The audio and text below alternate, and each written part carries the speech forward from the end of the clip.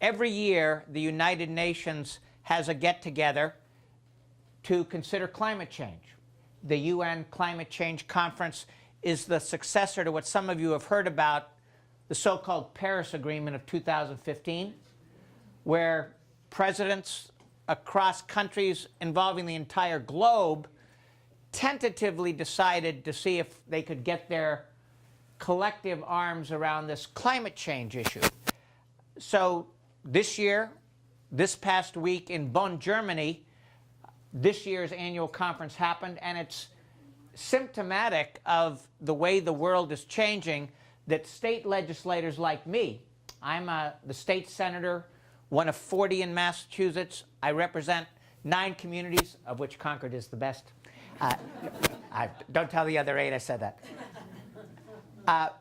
People are so desperate about this climate change issue that they are reaching past the federal government, which has chosen, well, has put climate change deniers in critical positions, and is reaching down to state governments and basically saying, the world has got to move.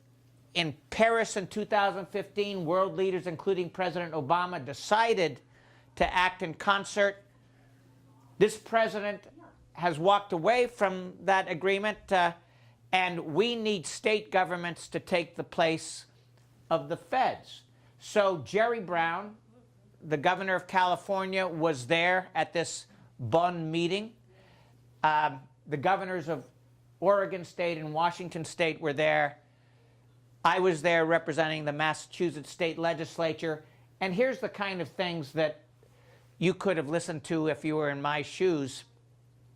There were lots of heads of state in Germany, and the theme this year was the plight of Pacific Island nations. Now, some of you are veterans, and some of you served, I dare say, in the Pacific. All the little islands that were once colonial possessions, typically of European powers, are now independent nations. They're tiny. They consist sometimes of hundreds of islands, but none of us have heard their names. Typically, the island where their populations live is 8 feet above sea level. So the first thing that happens when erratic weather, crazy weather starts, probably driven by long-term climate change, is that the ocean, long before it swamps these places, the ocean starts to infiltrate the groundwater. Because due to rainfall, there are some ponds and rivers on these island nations. There are freshwater wells, just as there used to be around here, where the salt water is still adequately filtered and provides drinking supplies for the residents. The first effect of climate change is that the salt water in the ocean infiltrates these freshwater supplies, and essentially an entire nation, a small one but sovereign, full of people with hopes, loses its water supply. So these presidents of these island nations were in Germany basically saying, wow. One of them described a situation where, as an insurance policy, he's purchased an entire island for the island where he and his constituents currently live. It's 1,000 miles away. That was the first island that they could conceivably relocate to if the oceans continue to relentlessly infiltrate the drinking water and eventually submerge the nation itself. So it was sobering to hear a succession of 20 of these island presidents talk about what climate change means for them in the here and now. So let's go back to Massachusetts for a moment. You might ask, what can really be done, and how could a state among the 50 states possibly make much of a contribution? And the answer, the best answer, is tricky. And I want to see if I can explain it adequately, and then I want you guys to give me your reactions to this idea, which has been embraced by the best economists in the country, many of them from Massachusetts. Basically, the proposal, and you'll understand why it's difficult for a politician to espouse it in a sense. The proposal is that all of us use less of something, including a fossil fuel like gasoline for our cars, which throws off a lot of pollution, warms up the climate more than any other single thing. It's private cars and trucks, right? It's the transportation sector. So it's stuff that I own and that you own, that your family members use every day to get to work. Tough to think about reducing pollution from those sources. You can make more fuel-efficient cars, and we're doing that slowly but surely. But the critical idea is this, that it might be possible using, today's mathematics to actually compute how much pollution my burning a gallon of gasoline to get out here to Concord today involves. And what if, and by the way, pollution has two practical effects. It gives people asthma, right? It gives people respiratory diseases, COPD. Some of you have been wrestling with these respiratory diseases. So greenhouse gases over time make people sick, and then they create these rising oceans that I was referring to a moment ago, and other climatological effects. So you've got the climate effect and the health effect. You can now compute how much that costs on a per gallon of gasoline basis. I know that the health insurance system of the United States is going to have to pick up the cost of a certain number of people who get sick from all of us using gasoline. Actually, it blows your mind, but I know how much you're paying in taxes to build a seawall around Logan Airport, because projections are that Logan Airport is going to be underwater and now needs a seawall to hold the rising oceans back. So you can take those real costs of burning the gallon of gasoline and you can say this: we're going to build it into the original price. We're going to calculate the health effect, the climate effect, and that $2.63 is going to become, I don't know, $2.83. And by paying for the climate and health care costs of burning that gallon of gas, by paying for it right at the pump, you know what's going to happen? Well, it happens, what we all do when faced with a rising price for anything, a candy bar, a box of Q-tips, you use less. You don't need a big set of government rules. You don't need top-down regulation. We're economic animals. When the price of anything goes up, we start to scramble to find ways to use it less. And in using something that pollutes a little less, we save the planet, because it's overconsumption of this stuff. So proper pricing is the critical idea behind putting a price on carbon, which is the phrase you sometimes hear. I've introduced a bill to require that the gallon of fuel we use to keep our house warm or to drive the car down the street not be overpriced so that people are hurt, but be fully priced so that the pollution and healthcare effects show up first. It'll drive down consumption. Eventually, we'll buy fuel-efficient cars because we want to avoid paying the damn fee. And we want to drive people to avoid paying this fee by, well, it depends on the family. Maybe I'll turn down the thermostat and avoid paying the fees because I'll consume less fuel oil for my house. Next time I do buy a car, it'll be a fuel-efficient one because suddenly getting around has become more expensive with gasoline fully priced. That's carbon pricing in a nutshell. Now, put yourself in my shoes. What I've just sketched out is that it turns out that the best way to get people to use fewer fossil fuels and to spew off or throw off less pollution is to raise the price of a basic necessity. Politicians do not become popular by increasing the prices of something as basic to your household's welfare as gas. That's a tricky thing to do. The case you have to make for doing it anyway is a difficult one, but one that I've been trying to make for the last 4 years. Now, there's one little plot twist to the story that I'll mention as well, and this is kind of weird, but if I increase the price of a gallon of gasoline and you use less, and the planet benefits from your using less, that's true even if I send you the money back at a later time. I don't want to get into the revenue neutral thing because it's so darn complicated, but the long and the short of it is that under my bill, I put the money back into your pocket eventually, so that if you're poor, you don't wind up out of pocket unnecessarily. It turns out, and again, the economic studies have nailed this, that you'll consume less at the moment you're buying the gas, even if I send you a rebate check 3 months later. You'll wind up, in the end, being held harmless. In case you don't have a lot of money, that's a good thing. But you'll probably spend that rebate check on food, on clothing. We found out that people don't go back and start reconsuming the gas that we wanted them to avoid using in the first place.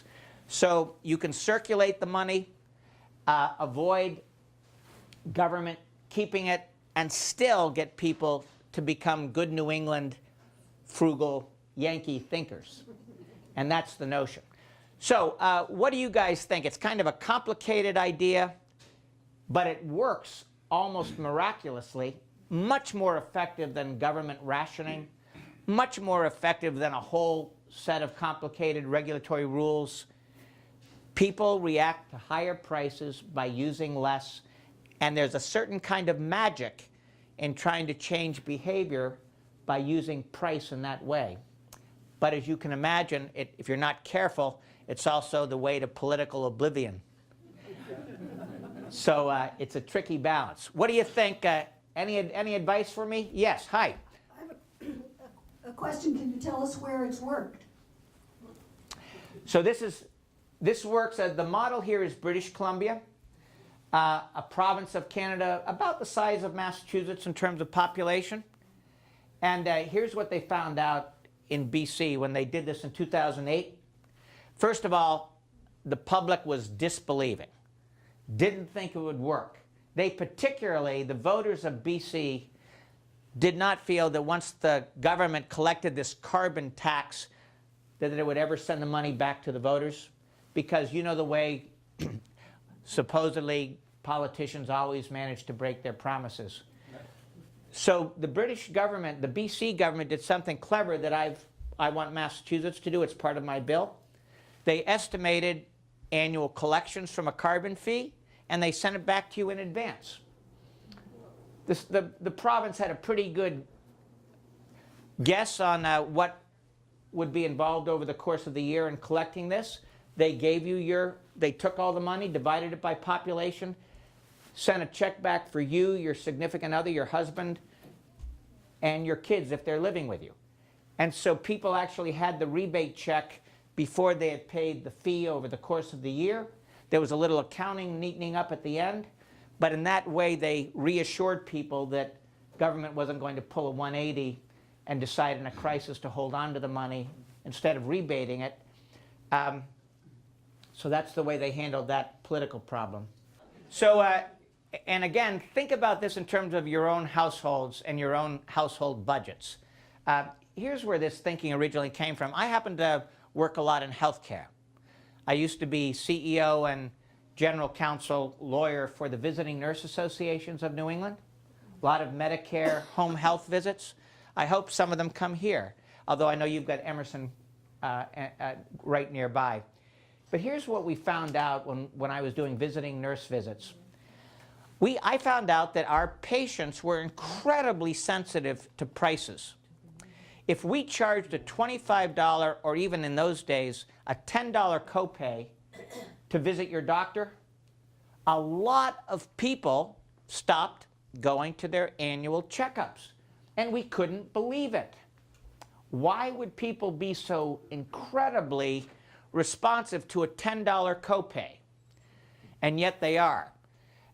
This was such a powerful deterrent to consuming the service, in that case healthcare, that when President Obama put together Obamacare, he exempted annual checkups and other preventive care visits from whatever copays Obamacare dictated. They were scared stiff that we would respond to a $10 charge once a year by a lot of us skipping the doctor's appointment.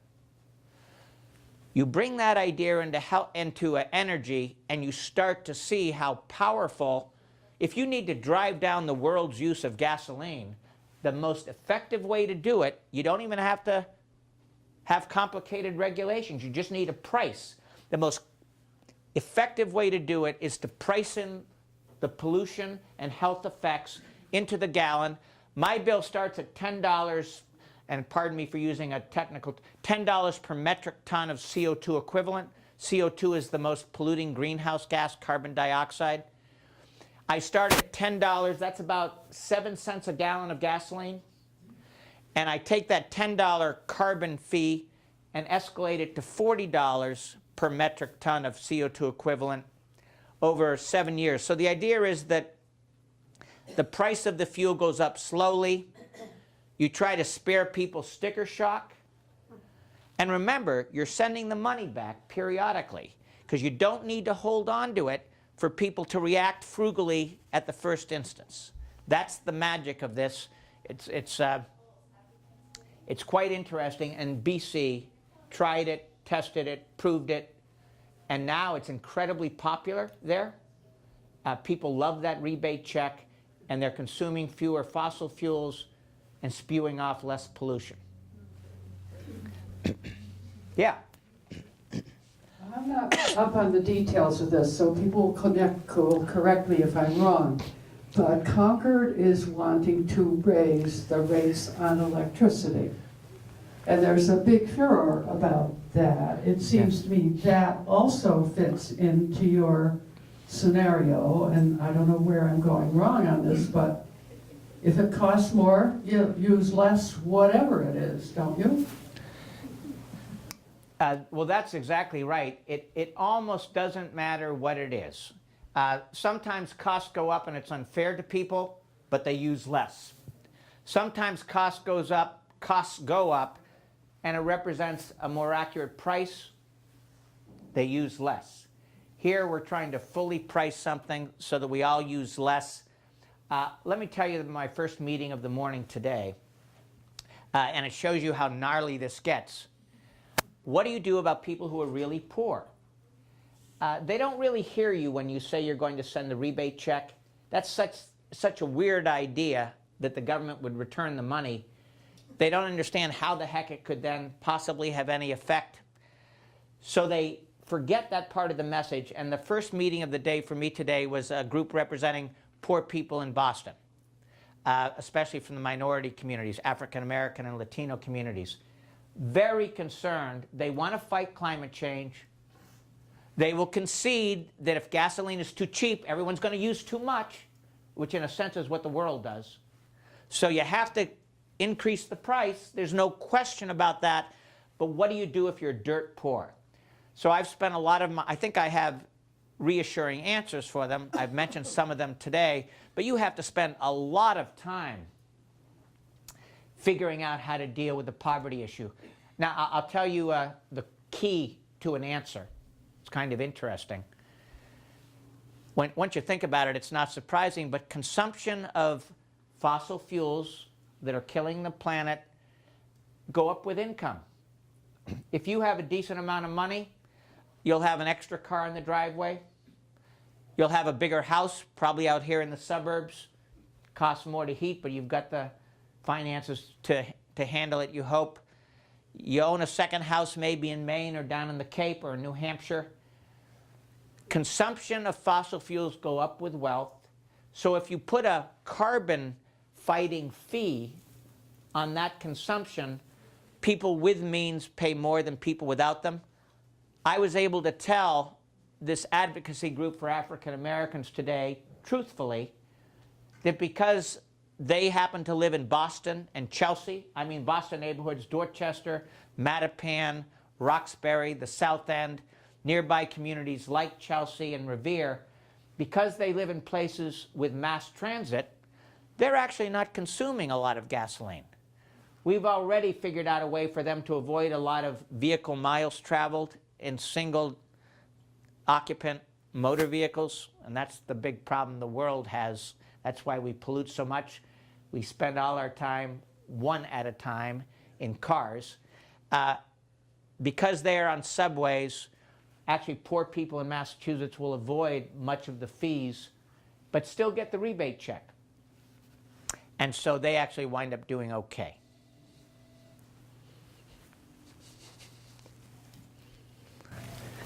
How come they haven't found anything that's better to burn than gasoline?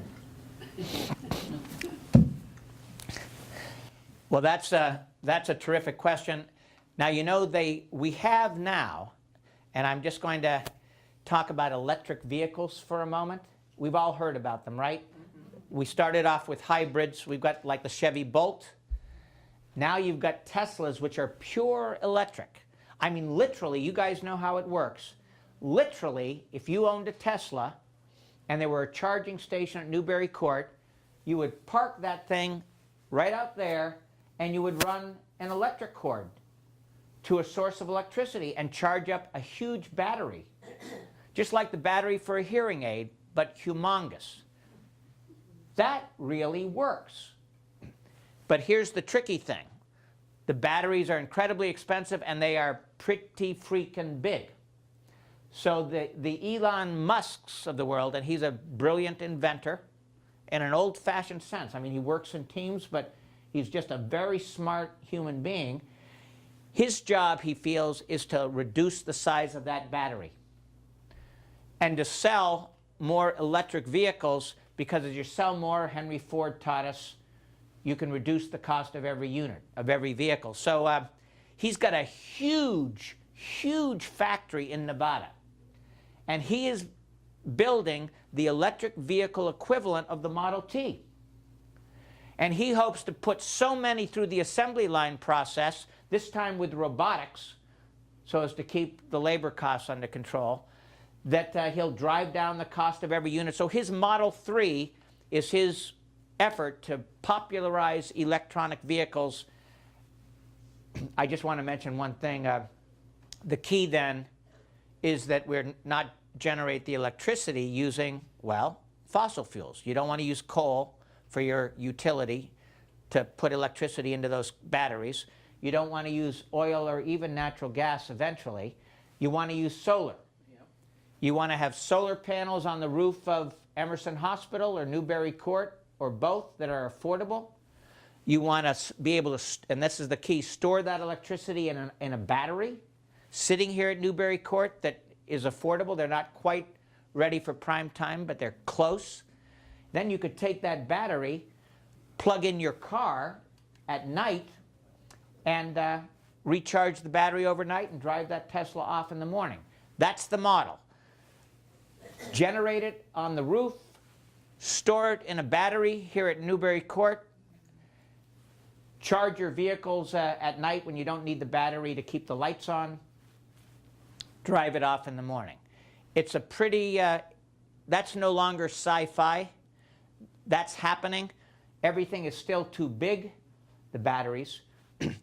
Everything is too still expensive, the cars, but the technology works. And now it's a matter of bringing it to scale, as they say, so that it becomes a common item for families. How long will that take? You know, not as long as we used to worry. I think that the next 5 years are going to be an astounding period of change. So this is near term rather than out in the distance.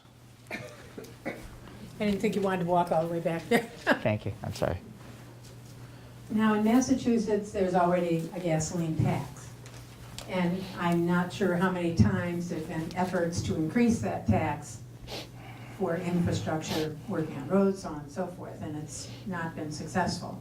So are you finding that, or are you thinking that it's possible that people are going to confuse these things and look at it as once more trying to raise the gasoline tax, which has a long history of not being passed? Wondering how you handle all that.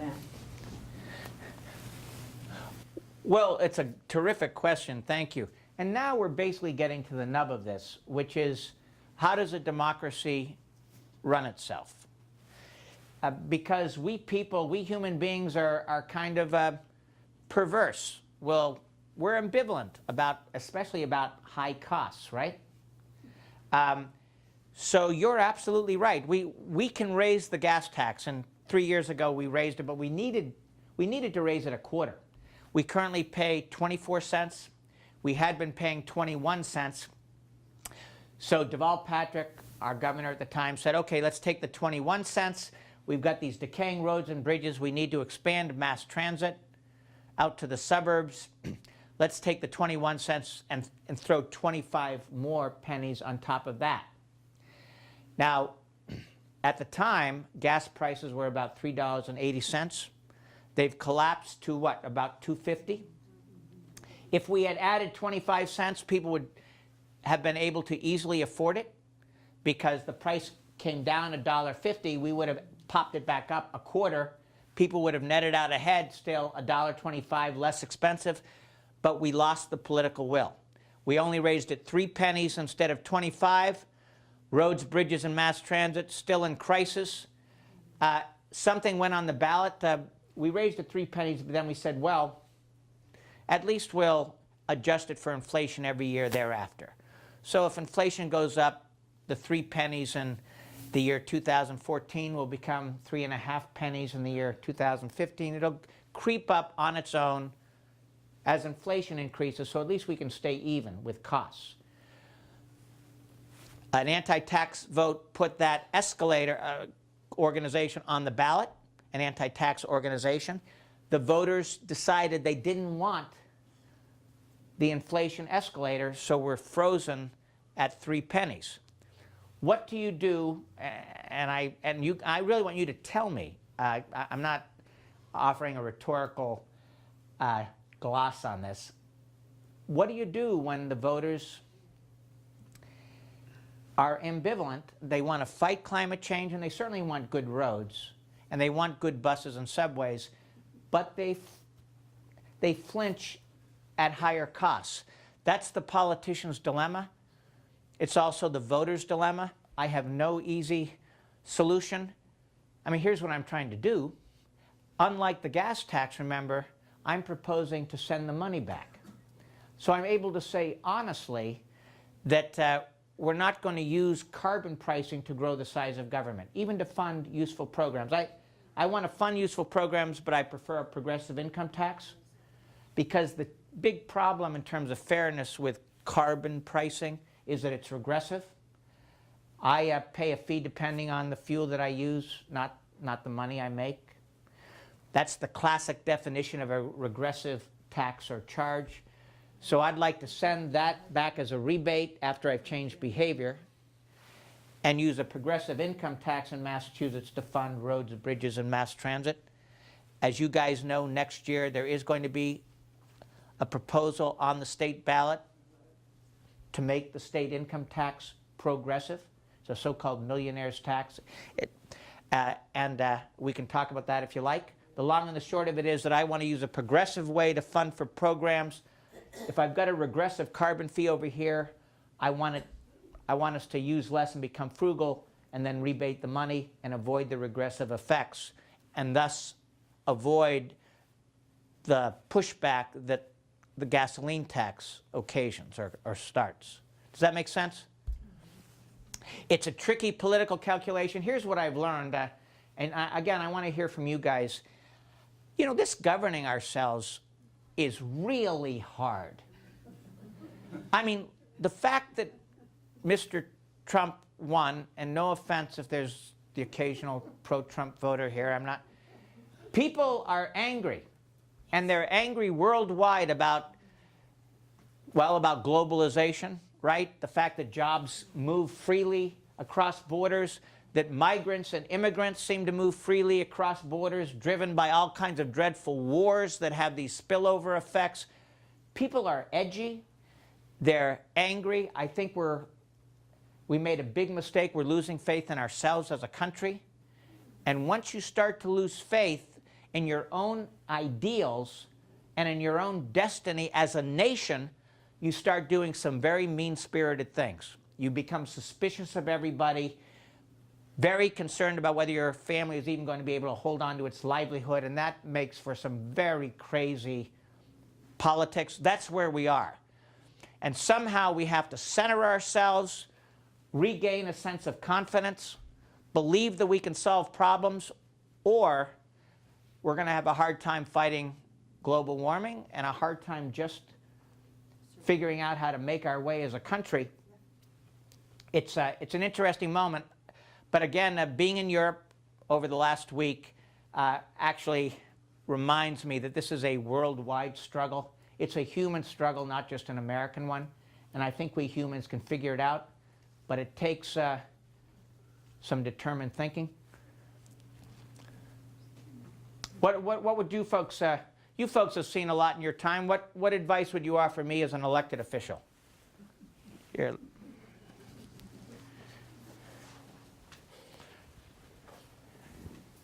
I don't want to have you commit political suicide, but at some point we have to train our people that we are living too high.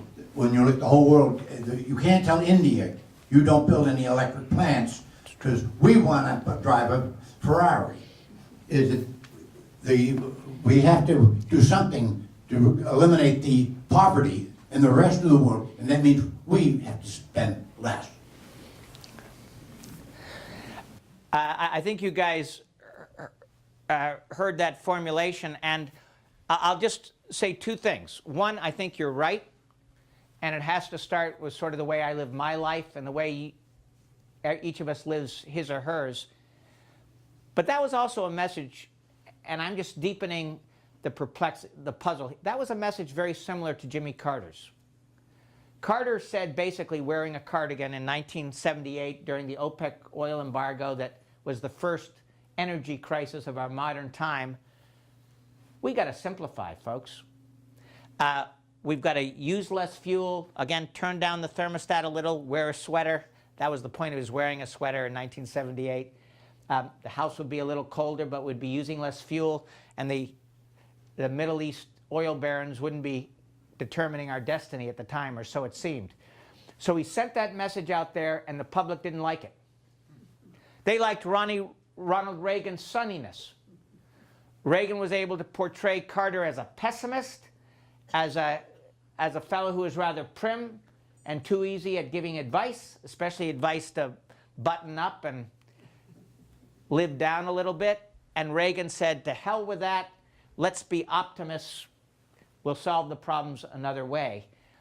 The optimism, which may have been, I think, misplaced, won out over Carter's attempt to preach the virtues of simplicity.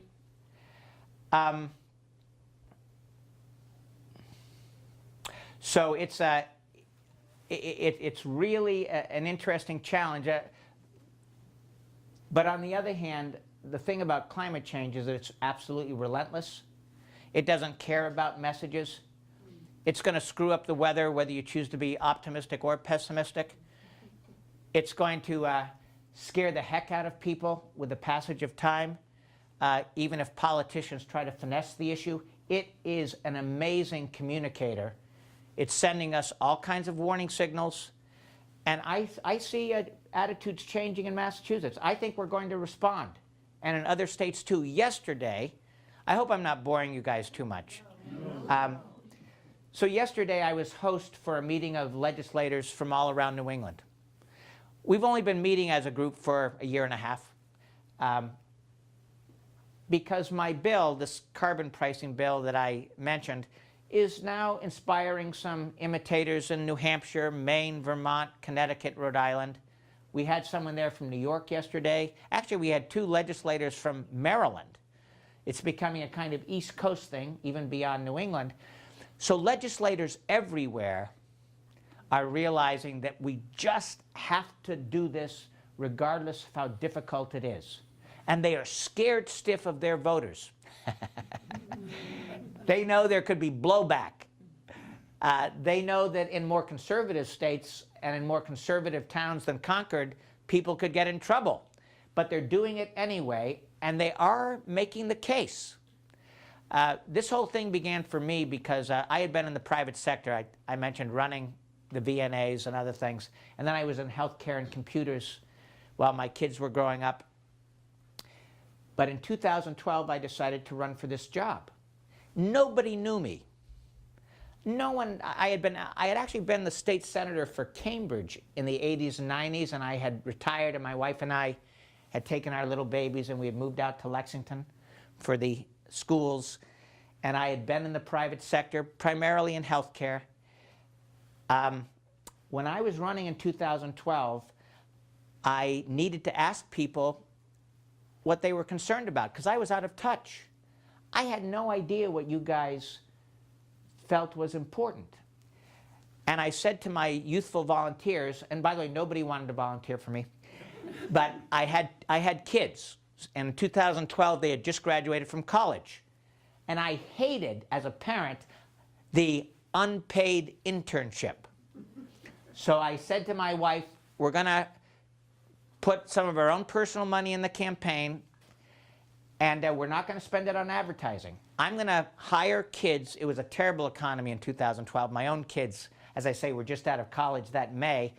I'm going to have them recruit their friends. I'm going to pay every kid who's a college student or just a recent graduate $1,000 for the summer. It's going to be a paid internship. I'm going to have seminars every week, but I'm going to pay them something. And we're going to hire high school kids and give them $500 stipends. No paid advertising, no consultants. Let's just give these kids a salary and some educational experience and have them go door to door. And ask people in Concord and Lexington and Lincoln and Waltham, what should an elected official do? What really matters to you? That's what we asked. We didn't repeat my name much. Well, I'm telling you, if you, if you knock on 1,000 doors in this town and surrounding ones, you will learn a lot. People were very concerned about the economy, very concerned about health care, and they were freaked out about the weather, right? Katrina had happened in New Orleans. The year before, in 2011, Superstorm Sandy had hit New York City. Actually, it had come right up through Worcester. People were upset. You didn't have to push hard to find that folks were motivated to want to do something about climate change. It was turning, public opinion was. So when I was elected, and not by much, I just squeaked in there. When I was elected, I had been doing some reading, and I was asking myself, what's the single thing I can do to respond to this crazy weather concern? And it was this carbon pricing idea. I knew it was complicated, that I'd lose a lot of people at first, but essentially it's price something honestly, use will go down, pollution will go down, and then figure out how to make sure that you're not bankrupting people in the process. So it all started with you guys. You're to blame. Could you please just go over the mechanics of how your system would work? I can't Yeah. visualize it. Thank you. So I'm going to start with the revenue neutral piece because it was the most difficult piece for me. Government knows how to impose a tax or a fee. And the most efficient way to do it when you're fighting climate change is to go a little upstream from the consumer. So, for example, there are a limited number of gasoline wholesalers in Massachusetts. Those are the big trucks that replenish the gas, the tanks at the gas stations. If you can, there are about 30 distributors in Massachusetts. So you could impose a fee there. They would pass it on to consumers and get that reduced consumption that you're looking for from the increased price. But if you're only collecting it from about 30 wholesalers, that's administratively doable. There are only about 6 natural gas wholesalers. So a lot of us heat with natural gas. You can easily collect a fee from those 6 natural gas distributors, and they too will increase the price and get us consuming less. Now here's the tricky part. What does it really mean to rebate the money? Because that strikes people as crazy and potentially neutralizing the effects of what you've just done. Well, think of it this way. If if you've got food and clothing and entertainment and housing at Newbury Court, let's say for some reason you paid for the housing, the food, the entertainment separately, and you raised the price of one thing of the three, and you were on a fixed budget, and you had choices. It is critical to give people choices, so maybe the Newbury Court example is confusing. You can think about just living in Concord or some other place. If I have $1,000 and the price of one item, in this case the polluting item, goes up, I'm going to spend less of the money over time on the thing that's become more expensive. And what am I going to do with the money I haven't spent? I'm going to spend it on the stuff that hasn't changed as much, that remains cheap. So that's the essence of, that's why you can send the money back. The behavior change I'm looking for is that you take note of the higher price for this pollution source and you say, wow, I'm not going to spend as much money on that because that costs too much. I'm going to spend my money on everything else instead. Again, it could be food or entertainment. People, without even having to think about it, change their spending patterns when one item becomes more expensive and everything else stays flat. We don't even have to think about it. If one item in a grocery store becomes more expensive and I have substitutes, I'll buy the margarine instead of the butter. I don't have to, because I'll take note that the butter's become more expensive and the margarine stayed the same. That's carbon pricing. The polluting stuff, the price goes up. As a consumer, I start to spend my money on something else, a substitute. The substitute could be a more fuel-efficient car, lowering the thermostat, insulation in the attic, walking instead of taking the car on very short errands, taking a bus instead of taking the car. My wife, every morning, gets on a bike in Lexington, Massachusetts, puts it on the Minuteman rail trail, and goes 9 miles to the Alewife subway station in Cambridge, including this morning. It was cold. This evening, the weather got nicer. She unlocked that bike at Alewife, which is a subway stop in Cambridge, the one closest to Concord and Lexington, and she rode 9 miles home, slightly uphill. So she used to drive, but she decided that driving was too expensive, and that at first she couldn't figure out the alternative. She tried a bus. She didn't like the bus. She loved the bike.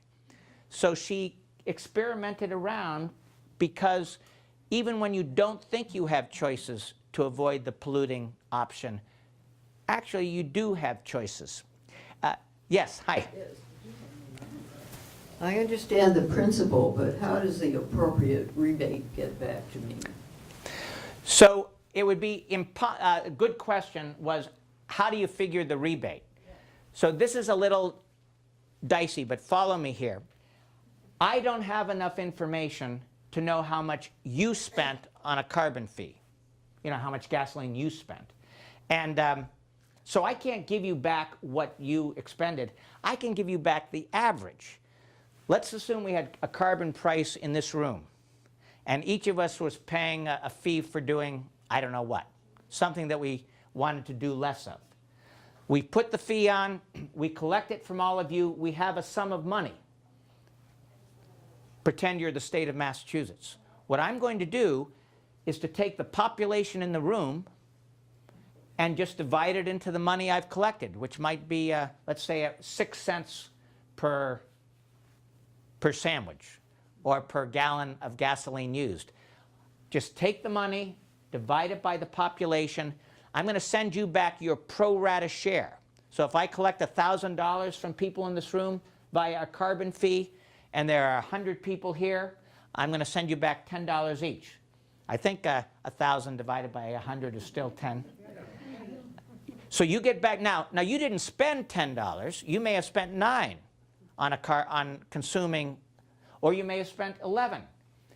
That's the genius of this. You're going to get back 10 anyway, because I can calculate it. Now what are you going to do if you spent $11 in fees because you ate more sandwiches or consumed more gas, but I sent you back the average rebate of $10?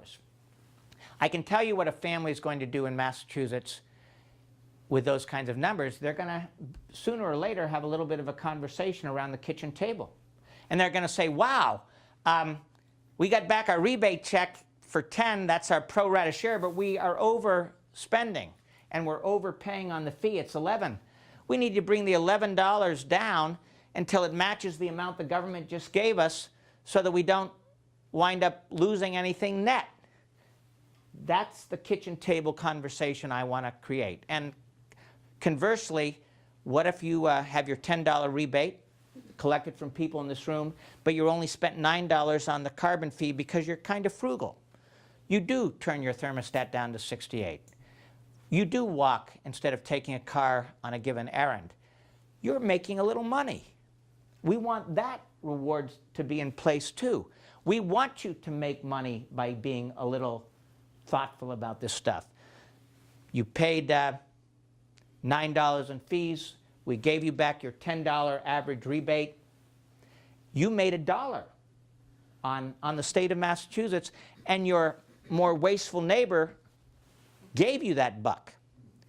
So we're creating a kind of a little bit of a, and remember, we don't have to think about this. It turns out that we're economic animals without having to think about it.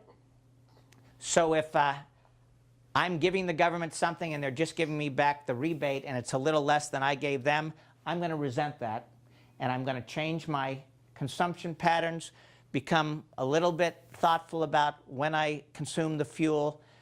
I don't want to wind up out of pocket. And that's the logic which, operating across millions of people, drives conservation behavior. Does that make sense? It's extraordinary to see this play out, as I say, across millions of people. It's behavior you and I engage in, multiplied by the population of a country. Very powerful aggregate effects, as they say. Hi, how are you, Marge? Good.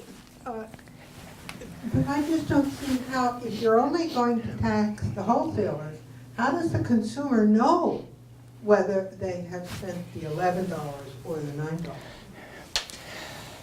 So that's a terrific question. And the answer, interestingly, is that we don't have to be conscious of this.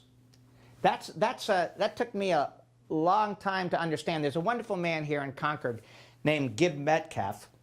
He's writing a book on carbon pricing. He is a professor of economics at Tufts. He was Deputy Undersecretary of the Treasury under President Obama.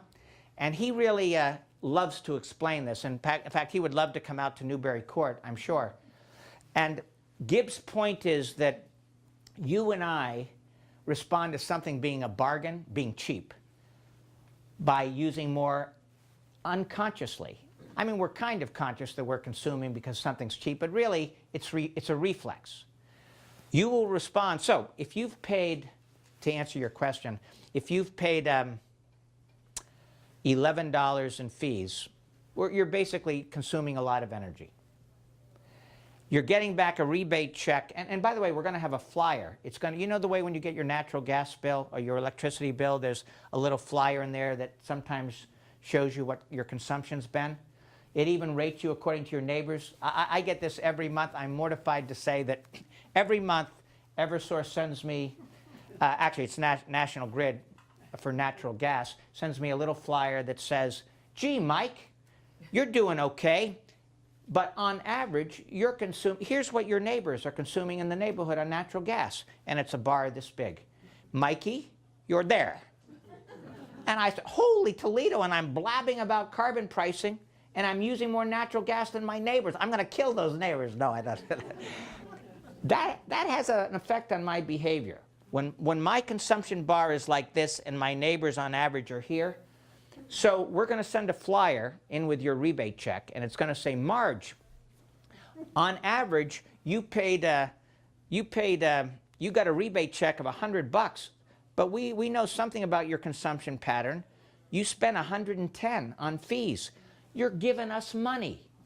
To the neighbor across the street who's a little more frugal, well, I can tell you, not you, because you don't mind giving your neighbors a little money, because you're a good person. But most of us aren't going.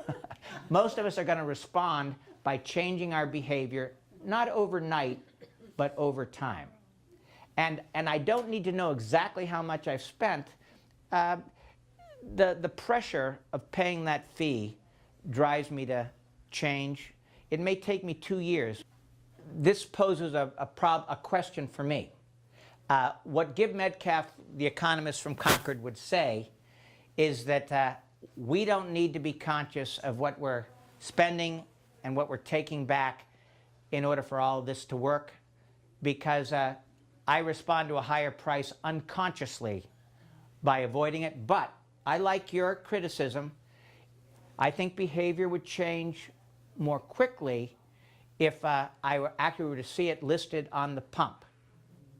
Now, the reason that economists don't want the carbon fee listed when you fill up your gas is because they are afraid of generating consumer anger at the price increase. So one of the strange things that I have to decide about is how transparent to be.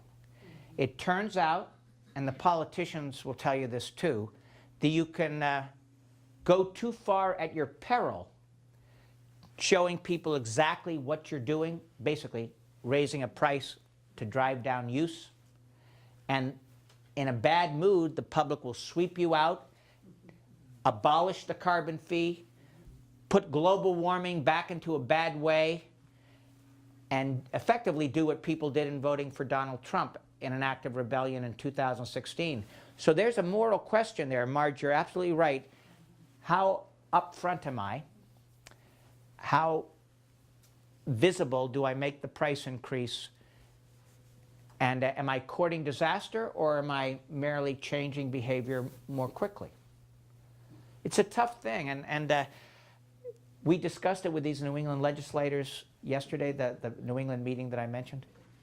The Trump global warming deniers, and I debated one of them in Germany 3 days ago on Turkish TV.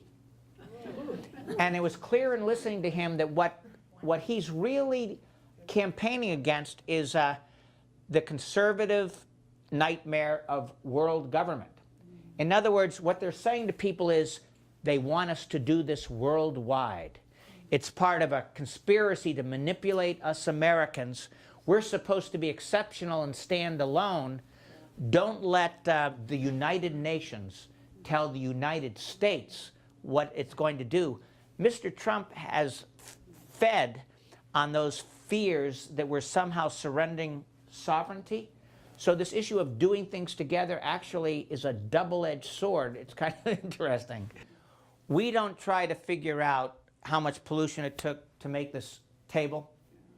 There is a carbon cost, a pollution cost to the chair you're sitting on. It was a product of a manufacturing process, an industrial process that used energy, probably carbon and black energy.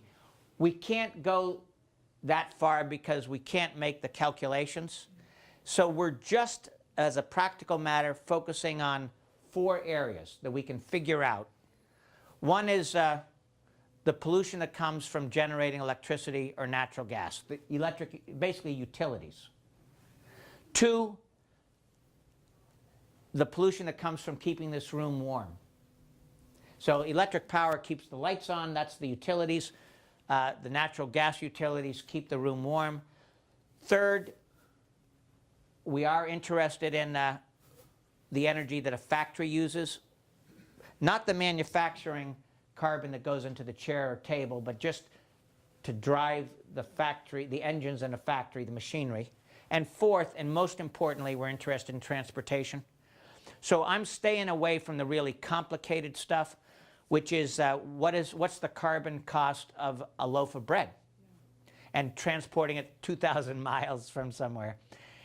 We're not going there. We're just focusing essentially on cars, trucks, buildings, electric and natural gas utilities, and industrial machinery.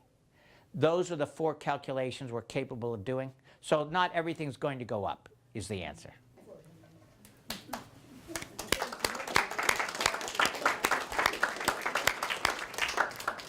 You're not through yet, though. Oh, okay. Well, I'll stay, but I don't want anyone to stay just to be polite. But let me ask you guys this: this Trump phenomenon has really given me pause, and I'm trying to figure out and be a good listener, trying to figure out what drove so many people, not in Massachusetts but elsewhere, to roll the dice on a guy who clearly was an iffy proposition. But I've heard that just recently that Angela Merkel is in trouble in Germany for the same reasons, reasons. Can you explain that at all? Well, it is remarkable. I was in Germany, as I said, during the time that Merkel was unable to form a coalition government in a very different system, but still a democratic one, a parliamentary one. The party that gained the most votes in a September election, she's been trying to assemble a government ever since September, was a far right-wing anti-immigrant party. So here's what you see going on, and believe me, I see it in my district. I represent Waltham, I represent Chelmsford, Concord, Lexington, Bedford, Lincoln, Waltham, Sudbury. I mentioned Waltham twice. Pretty diverse. People really are scared worldwide that all the jobs, and I oversimplify, are going to wind up in China. And I talked to a cabbie in Germany yesterday, and because I was interested in the way that every country in the developed world is experiencing the heebie-jeebies, and they said it's not China for Germans, it's Eastern Europe. It's jobs going to Hungary, to Poland, to Turkey. It's immigrants coming from those places into Germany because we have open borders throughout the EU, and then in addition we have a very serious Syrian refugee crisis. So we don't see the jobs going to China so much, but we do see the jobs going to a less expensive place. It happens to be the former Soviet republics of Eastern Europe. Everyone is scared about the idea that in a truly fluid world, nobody's situation is stable. So that's, we're going to have to, I think there are solutions to that, but that's tricky, isn't it? Because part of it is psychological. Imagine you're in my shoes. There are 40 senators. So you need 21 to pass any bill. You might need a cushion of 1 or 2 beyond 21 because people will surprise you and go back on their pledges. I'm at 17. I've got 17 co-sponsors. There's a kind of official way of indicating your support of something. But I need a minimum of 21. Those last 4 votes, I've got some prospects in mind. I'm not saying I'm devoid of ideas, but that's real work. I served in the 80s and 90s in a state senate run by Billy Bulger. I disagreed with Bill Bulger on many things, from women's right to choice to gay rights, so I did not, it wasn't personal, but I was a dissident in his Senate, and I actually supported a candidate against him, and then I left in 1994. But the thing about Bulger was that he would deliver votes for you once he agreed with you. He could probably deliver on his own, just because he was an old-fashioned authoritarian Irish Catholic type, and I know them well, being the product of an Irish Catholic family myself. He could give me 15 votes if he agreed with me. Flash forward to today. Stan Rosenberg believes in shared responsibility, and he really means it. So that empowers me, but he will not deliver votes for me. The subtext of my efforts, he watches closely. I think he personally is supportive, but he's led me to believe that I've got to do this pretty much on my own. Instead of his delivering 15 votes, he might be good for 2 or 3. Himself, the majority leader who serves immediately under him, maybe 1 or 2 others. So it's kind of interesting. The Senate is much more internally democratic, much more collegial. It's like the college or high school faculty you'd like to be on. But he won't pull this out for you. You're on your own. And I'm determined to come through, but every vote counts in that kind of environment.